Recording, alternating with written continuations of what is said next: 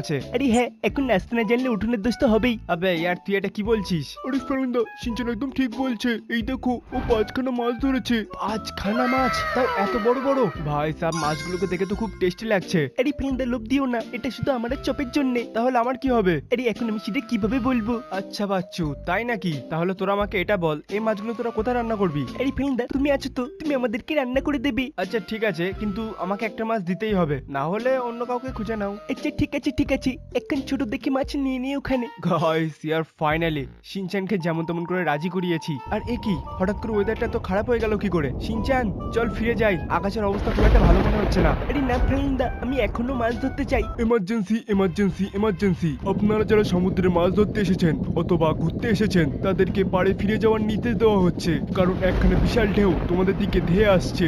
সবাই তাড়াতাড়ি পাড়ে ফিরে যাও, জলদি।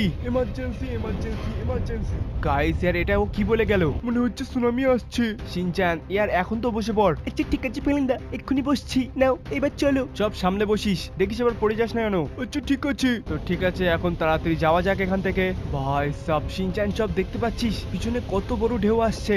গাইস ইয়ার যদি আমরা ঠিক টাইমে পাড়ে পৌঁছাতে না পারি তাহলে তো আমাদের ময়ে ময়ে হয়ে যাবে। আরে ফ্রেন্ডা, এটা আবার কি? শিনচান তোকে আমি সেটা পরে বলছি, এখন আপাতত আমাদেরকে পাড়ে পৌঁছাতে হবে, তো এখন তাড়াতাড়ি যাই। আরে এটা কি হচ্ছে? ঢেউ এত বড় বড় উঠছে কেন? আরে হ্যাঁ গাইস, ঢেউটা তো একটু বেশি বড় বড় উঠছে, এরকমটা মনে হচ্ছে সুনামি আমাদের অনেক কাছে চলে এসেছে। আরে তাহলে এখন কি হবে? এখন তো আমাদের ময়ে ময়ে হয়ে যাবে। ময়ে ময়ে ময়ে ময়ে ময়ে ময়ে। শিনচান আমরা মরতে চলেছি আর তুই মজা করছিস। আরে এরকমটা না, আমি তো তোমাকে মোটিভেট করছি। ভাই এভাবে কে মোটিভেট করে? তুই তো আমাকে ভয় দেখাচ্ছিস। আচ্ছা তাই নাকি? এখন আমি এতটাও মহান নই। আবে ইয়ার তুই তো কোনদিন শুধরাবি না।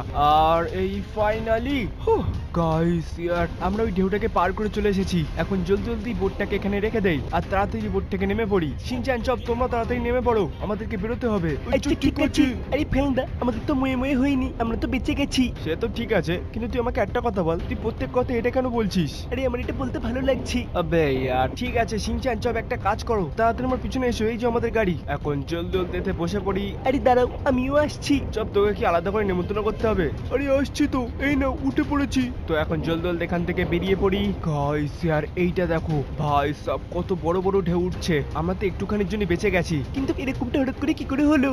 শিনচান সেটা তো আমিও ভাবছি, আমার মনে হয় নিশ্চয়ই এর পেছনে কোনো না কোনো কারণ অবশ্যই আছে। এখন বাদ দিয়ে সব ভেবে আমাদের লাভ নেই, এগুলোর জন্য পুলিশ আছে, কিন্তু ভাই সাহেব জানি না এরা সবাই মিলে একসঙ্গে কোথায় যাচ্ছে। আরে ফ্রেন্ডা, মনে হচ্ছে এরা শহর ছেড়ে পালিয়ে যাচ্ছে সুনামির ভয়ে। সুনামির জল এত দূর পর্যন্ত কখনোই আসবে না। আরে তুমি কি সত্যি কথা বলছো? আরে হ্যাঁ ভাই, তাছাড়া আর কি? তাহলে ঠিক আছে, আমি তো বেকারই ভয় পাচ্ছিলাম। তো ঠিক আছে, এখন তাড়াতাড়ি বাড়িতে যাওয়া যাক। আরে এ কি ফ্রেন্ডা, তাড়াতাড়ি গাড়িটা দাঁড় করাও। আরে আবার কি হলো? চপ একটু সামনে দেখো। ও এমজি।